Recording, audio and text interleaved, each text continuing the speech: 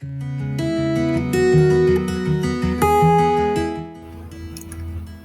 Bapak, Ibu, dan teman-teman semua.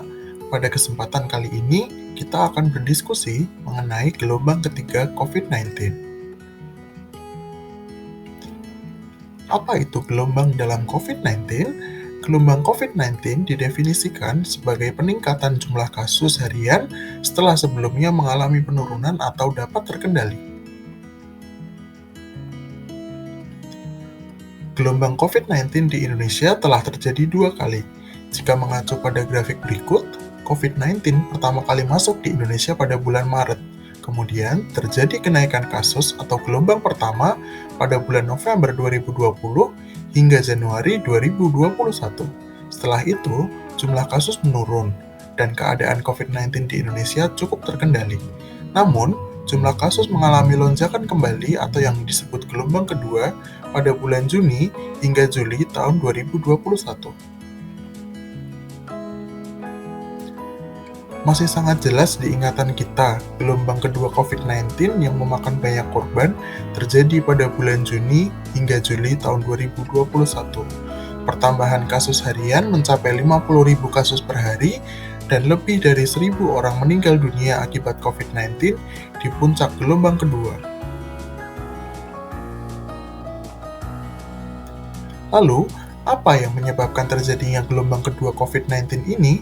Terdapat 3 hal utama yang diperkirakan menyebabkan terjadinya gelombang kedua COVID-19.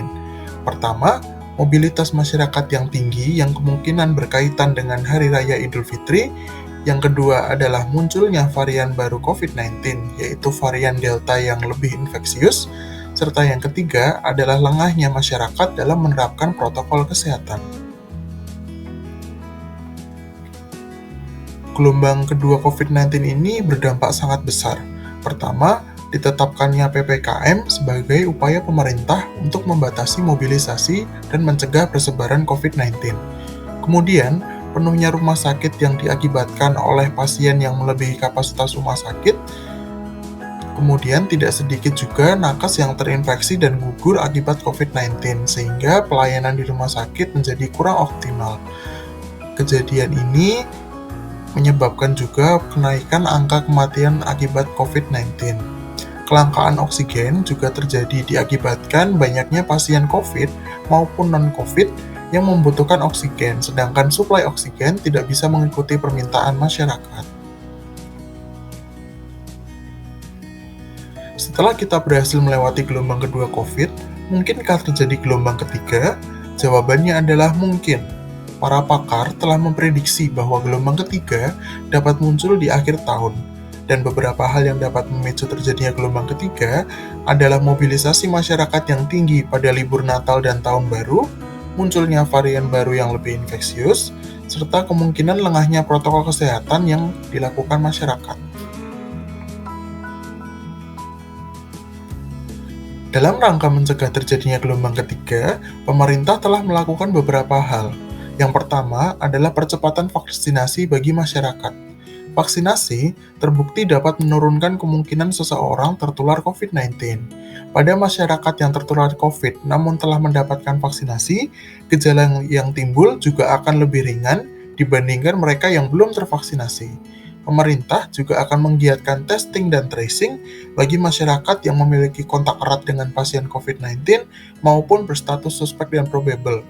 Kemudian, pembatasan mobilisasi juga akan dilakukan.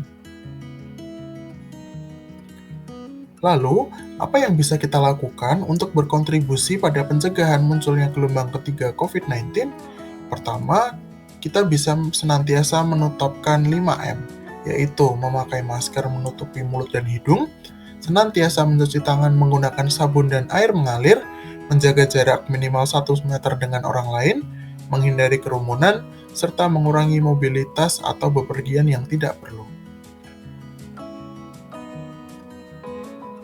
Gelombang ketiga COVID-19 memang masih mengintai, tapi dengan kerjasama pemerintah dan masyarakat, kita bisa mencegah terjadinya gelombang ketiga COVID-19.